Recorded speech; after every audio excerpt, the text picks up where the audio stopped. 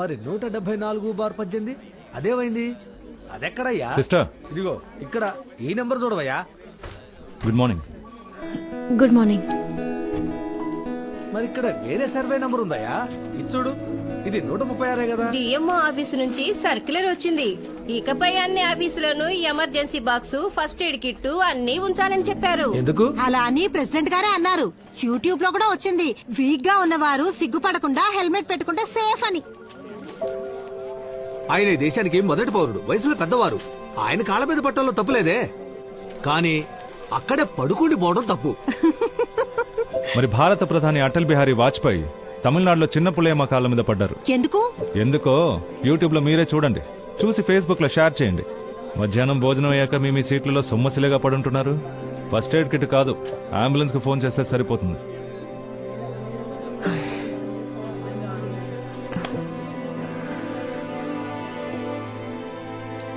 మృదు, ఏం జరిగిందో చెప్తేనే కదా తెలుస్తుంది. ఏమైంది? విషయం ఏంటో చెప్పకుండా ఏడుస్తూనే ఉంది మావయ్య. ఏమ్మా? ఎందుకు ఏడుస్తుందో చెప్తేనే కదా తెలుస్తుంది. మొన్నేదో సీరియల్లో కూడా ఏయ్, ఇలా. నోరు మూసుకుంటావా? ఎప్పుడు సీరియల్ కావాలి. మృదులా, మావయ్య, మృదులా. నేను శేష్మాని అడిగి కనుక్కుంటాను. నువ్వెవరిని ఏం అడగక్కర్లేదు. నేను రేపు నుంచి స్కూల్కి వెళ్ళను. ఏం మాట్లాడుతున్నావు? చూడమ్మా, అమ్మతో ఇలా మాట్లాడొచ్చా చెప్పు. ఆ? నా ఫ్రెండ్స్ అందరూ నాతో మైకో వచ్చినట్టు యాక్ట్ చేస్తున్నారు. ఇన్సల్టింగ్ గా ఉంది.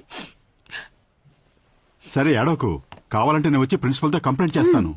అదేం అక్కర్లేదు. ఫేస్బుక్ లో వసంతి మైకోన్ ఒక పేజ్ ఉంది. దాని గురించి ఎవరితో కంప్లైంట్ చేస్తారు? ఇప్పుడు దాకా 1 lakh లైక్స్ వచ్చాయి. మీరే ఓపెన్ చేసి చూడండి. అందరూ ఐర్లాండ్ కి బస్ లో వెళ్తావా, ట్రైన్ లో వెళ్తావా అని అడుగుతున్నారు. అందరికీ వాళ్ళ అమ్మలంటే గొప్ప. నువ్వే నా పరువు తీసి పారేస్తున్నావు.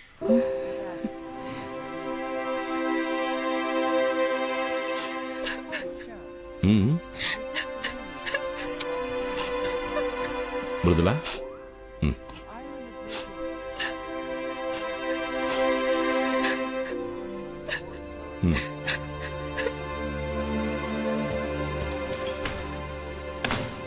ఇప్పుడే తను ఇంత సెన్సిటివ్ గా ఉంటే రేపు నిజంగా ఏదైనా ప్రాబ్లం వస్తే దాన్ని ఎలా ఫేస్ చేస్తుంది?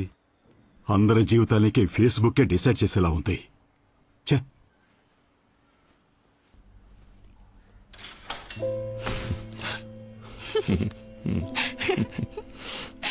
నా బంగారం.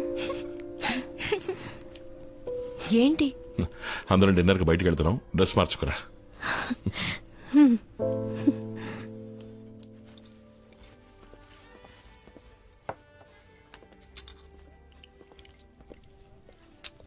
ఏంటది? Death by chocolate. డెత్తా? వైలెన్స్ చాక్లెట్ దాకా పాకిందా? మేమందరం స్కూల్లో చదివేటప్పుడు పుల్లైసు ఐస్ ఫ్రూటే. అది ఇంటికి తెలియకుండా తింటాం. తెలిస్తే బడిత పూజే. నేనెంత తినలేనండి, మీరు కొంచెం తీసుకుంటారా? అయ్యో, నాకొద్దు. నేనున్నానుగా, నీకెంత కావాలో అంత తినమ్మా. నేను వెళ్ళి ఆ ఫిష్ ట్యాంక్ ని చూసొస్తాను. జాగ్రత్త మృదు. ఆఫీస్లో నా వల్ల మీరు మాటపడ్డారా? సారీ.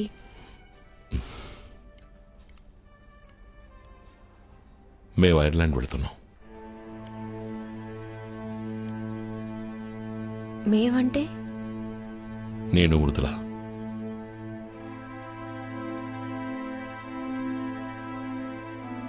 తను టెస్ట్ రాయాలి. అందులో పాస్ అయిపోతుందనుకో. స్కూల్ రికార్డ్స్ లో ప్రోగ్రెస్ బాగున్నందువల్ల వేరే ఏ ప్రాబ్లం ఉండదు. స్కూల్ పక్కనే ఒక 2 bedroom ఫ్లాట్ చూశాను. అక్కడ కంప్యూటర్ ప్రోగ్రామర్స్ కి పెద్ద డిమాండ్ లేనందువల్ల బిగినింగ్ లో కొంచెం స్ట్రగుల్ గానే ఉంటుంది. పర్వాలేదు. పోతే అమ్మ నాన్న ఇక్కడ ఒంటరిగా ఉన్నారు కదా, కొద్ది రోజులు పోనీ. నాకు బెటర్ జాబ్ దొరికిన తర్వాత, నీకు ప్యారల్ గా ఉద్యోగం దొరికిన తర్వాత నేను తీసుకెళ్తాను. అదెప్పుడండి? 1 సంవత్సరం, 2 సంవత్సరాలు, ఎప్పుడో తెలియని అన్నేళ్ళు నేను ఆఫీస్కు వెళ్ళడం, తిరిగి రావటం, అంతేనా? ఇప్పుడు అత్తయ్య మావయ్య ఆరోగ్యంగానే ఉన్నారు. మీరిద్దరు మాత్రమే నా ప్రపంచం.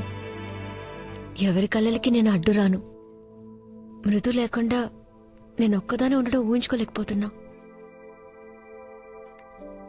తనకి ప్రపంచం తెలియని వయసు. ఒక అమ్మగా తనకి నా తోడు అవసరం.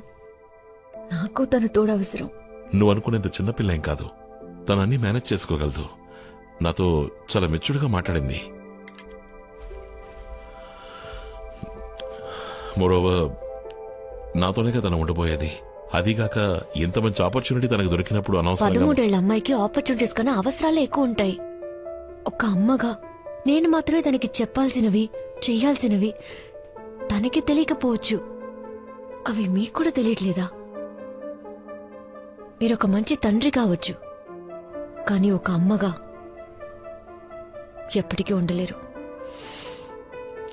వసంతి, ముందు ఈ పాతకాలం సెంటిమెంట్స్ అన్ని వదిలేసి కొంచెం ప్రాక్టికల్ గా ఆలోచించు. అమ్మ నాన్న పిల్లలు అన్నదే కదా జీవితం. అదెప్పుడు పాత సెంటిమెంట్ అయింది? ఇంటర్నేషనల్ స్కూల్లో సిలబసే జీవితం అయితే నా కూతురు కదొద్దు. నా కూతురు నాతోనే ఉంటుంది. ప్లీజ్. నువ్వు మాట్లాడిందే చివరి వరకు మాట్లాడతావు నాకు తెలుసు. తనక్కడ చదువుకోవాలని ఆశపడుతోంది. ఒక తండ్రిగా నేను అది చెయ్యాలి. ఈ టైంలో వదిలేసి వెళ్ళిపోయి తనకేదైనా జరిగిందంటే ఏ తప్పు జరగకుండా నేను చూసుకుంటాను. నాకు ఆ నమ్మకం లేదు. 4 గోళ్ల మధ్య తను ఇంకో వసంతి అయిపోకూడదని నాతో తీసుకెళ్లిపోతున్నాను. బరువు బాధ్యత అని ఇక్కడే కొట్టుమిట్టాడకుండా, పద్ధతులకి బానిస అయిపోకుండా తను ఈ ప్రపంచాన్ని చూడాలి, స్వేచ్ఛగా బతకాలి. తనని వదిలేసి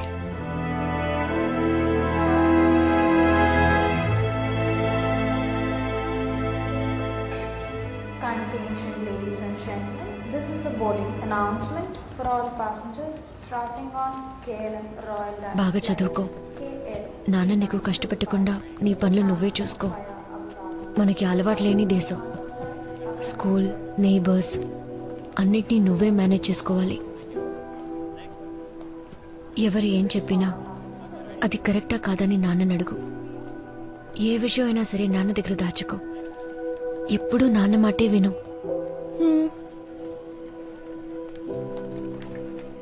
అమ్మా నాన్నలు నీ గురించి జాగ్రత్త తీసుకున్నట్టు ఇంకెవ్వరూ తీసుకోలేరు.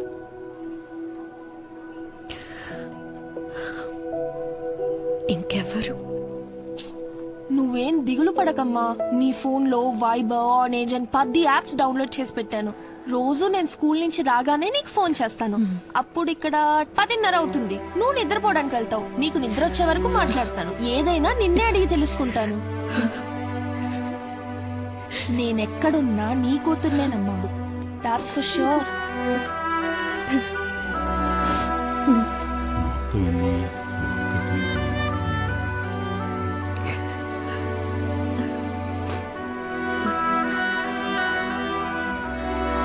వెళ్ళి చేరకు ఫోన్ చేస్తా. రా.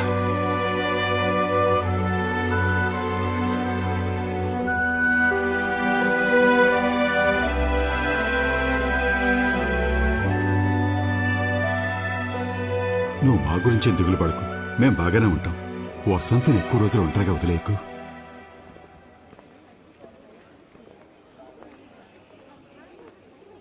ఆ క్వశ్చన్ ఏంటో చెప్పమంటావా అమ్మా? వద్దు.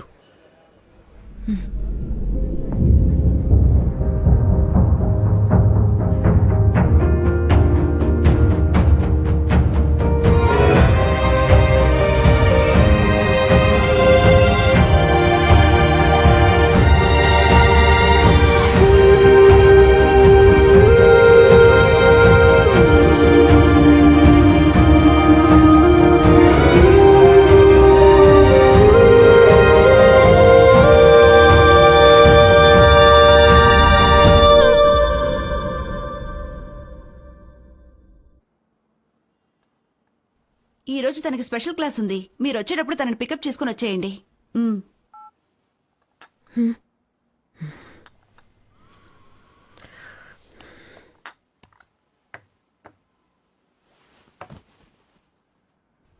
నేను ఐర్లాండ్కి వెళ్ళాలి. ఎట్టి పరిస్థితుల్లో నా కూతురు కోసం వెళ్ళాలి. నా భర్త కూతురు కోసం 14 ఏళ్లు బతికేశాను. అందరూ ఫారెన్లో ఉన్నారని చెప్పుకుంటూ సరిపెట్టుకుని నేను ఇక్కడ ఒంటరిగా ఉండలేకపోతున్నాను గిరిజా. పెళ్లి చేసే వరకే అమ్మా నాన్నల బాధ్యత. బయట ఉన్నంత వరకే ఓ ఫ్రెండ్ బాధ్యత. కానీ వైఫ్ అలా కాదు. 10ంటికి లేచారు, పొద్దున్న టిఫిన్ కూడా చేయలేదు, 2ంటికి వచ్చి భోజనం చేస్తానని చెప్పెళ్లారని మొత్తంతో చెప్పేస్తుంది. Every wife is a witness to our husband. పూర్తి బాధ్యత తీసుకుని భర్తని సపోర్ట్ చేసే భార్యనవుదాం అనుకున్నాను. ఆయనకి నచ్చకపోయినా అమ్మని చెప్పుకోవడానికి మృదు సిగ్గుపడుతోంది. తన వైఫ్ అని చెప్పుకోవడానికి ఆయన అసహించుకుంటున్నారు. అసలు వాళ్ళకి నేనేంటో నాకే తెలియట్లేదు. అందరి సంతోషంలో నేను నా సంతోషాన్ని వెతుక్కున్నా. నా కూతురు నాలాగా ఉండకూడదట. తను ఇంకో వసంతి కాకూడదని తీసుకెళ్లిపోయారు. ఆయన ఆ మాట అన్నప్పుడు నేను అక్కడ చచ్చిపోయాను.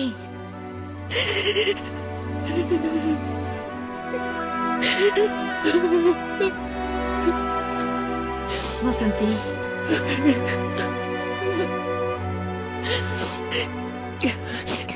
మరి వసంతి తనకి ఏమవుతుంది? ఆ ఇంట్లో తన స్థానం ఏంటి? మనసు విరిగిపోయింది గిరిజ. అందరూ ఉన్న నమ్మకంతోనే నన్ను పోగొట్టుకున్నా. నాకంటూ ఎవరు లేరు. నన్ను నేను వెతుక్కోవాలి. అందరూ చెప్పారు, మృదులా కూడా చెప్పింది ఫేస్బుక్ చూడమని. నేను ఇప్పుడు చూడాలి. ఇప్పుడు ఎందుకే అదంతా? వద్దు. ఇంతకు మించి జరగడానికి ఏముంది? దా చూపించు.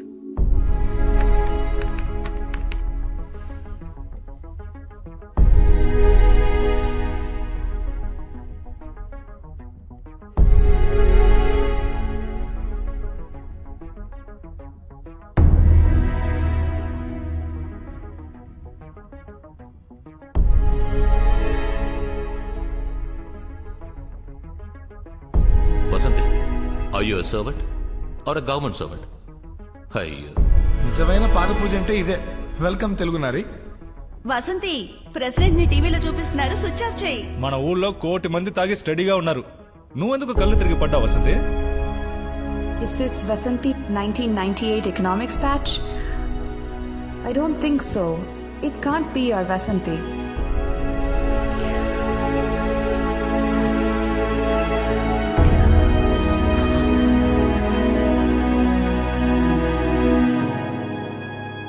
వసంతి మేడం, కలెక్టర్ గారు మిమ్మల్ని పిలుస్తున్నారు.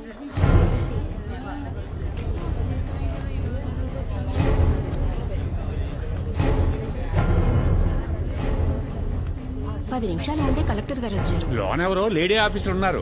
ఇంతకు ముందు ఎప్పుడు మన డిపార్ట్మెంట్ లో చూడలేదు. ఎంక్వైరీ అయి ఉంటుంది. లేకపోతే ఎలా కళ్ళు తిరిగి పడిందో చూపించమంటారేమో. వచ్చింది కలెక్టర్ గారు.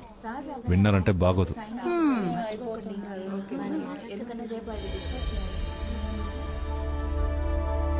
Good morning sir. Good morning. Susan,